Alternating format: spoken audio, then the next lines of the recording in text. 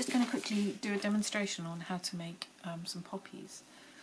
First of all, I'll show you the equipment we need. And here's some merino wool in reds and some pinks to do some highlighting, and another variety of wool, I can't remember its name. And we've got a bowl of water, and we've got some lemon, or can be any flavour you like, detergent. Okay, first of all I'm going to get a bit of merino wool. I'm just going to pull it like this to create one petal.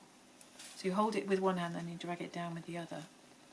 Then, using my hands, which are covered in dye, I'm going to pull it into a vague petal shape and then rest it down on top of some bubble wrap, which is on top of a towel. Then I'm going to take another kind of colour to do a bit of highlighting on the petal and put it in the middle there. And maybe a little bit of light pink, and that's going to go there. And so what I'm going to do then is make a series of these petals. I think I've made 5 in the other ones, so we're just going to round them up.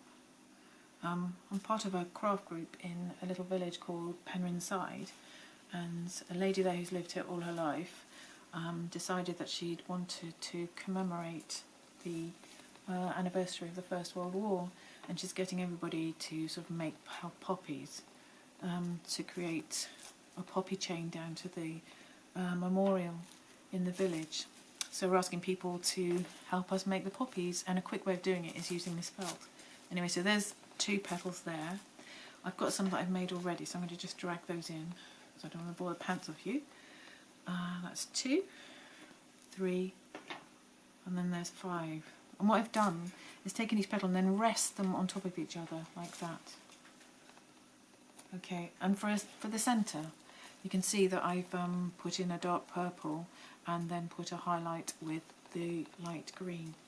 So I took a bit of purple, like so, and again sort of just folded it around into a little ball and then placed it over the centre of all those overlapping petals, and then a bit of highlight with a bit of green. So I'm just going to wrap that around the centre and put another little blob in the middle. Ooh, blimey. Is blimey allowed? I don't know. Okay, and put that there like that. And then sort of gently press it down, because now you're going to put some water on top of it. I'm just going to take these away, and on top of this we put a bit of mesh or a bit of net curtain. So I'm just going to lightly put over the top. I've got one of these, I can't remember what it's called, but what you can do is have a squeegee bottle and fill it up with just water and a bit of a detergent, and I'm going to spray it over, which you would do. You can do it with your hands really, because it's a very small piece like this. There you go. And sometimes what I do is I put a bit of soap on my hands, rub it together, and then place that on the top. And basically the soap helps the fibres stay in place. I've just recently come back from a course and I was introduced to this magnificent implement, which I got from, I think it's Adelaide Walker, or Adele, I'm not sure. And instead of using your hands, because people don't like having their hands in water all the time, you can use this, but that's quite an expense to go to unless you're going to be felt making all the time. But I would really, really recommend it. So I'm doing this really, really quickly. You're going to rub and rub and rub and rub, and gradually with the rubbing, the fibres will hold together. Later in September, I'm going to be showing some work in the village hall, and I'm hoping that people will come along and make some poppies whilst we've got our little exhibition on in the hall. Anyway, let's have a look. So there's my tool. I'll put it to one side, and I'm just going to peel back the netting, and as you can see, it started to felt the fibres have started to hook together like that.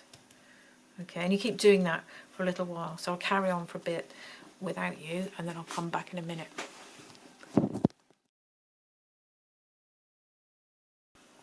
I'm still rubbing and still peeling back. I'm going to show you, just do it with your hands like this. And make sure you keep pulling back the net so that the fibres don't get trapped in the holes. And that's probably okay. So what I'm going to do now is I'm going to take this poppy and I'm going to just plunge it in the water to get rid of some of the soap. And just see how it's looking. There we go. obviously needs it needs a bit more work. It's quite fine, and I'm going to tidy the edges up a little bit, like that, just run them underneath, and it needs a lot more work, so I just thought I would show you at that stage, and you can come back in a minute. I think it's felted enough. It's quite dense felt. So I'm just going to give it a final rinse. Get out as much soap as possible. I think that needs a little bit more soap remover. There we go, squeeze it. There you go. Okay. I think that's not, we can keep reshaping with felt. It's got sort of a memory. Keep pulling and shaping to your desired effect. And then with the middle, I put my finger in the middle here and then start pushing in, and the flower starts to turn round. Or alternatively, you can just squeeze it together and then go like this, rubbing and then opening up. And then the flower begins to take shape.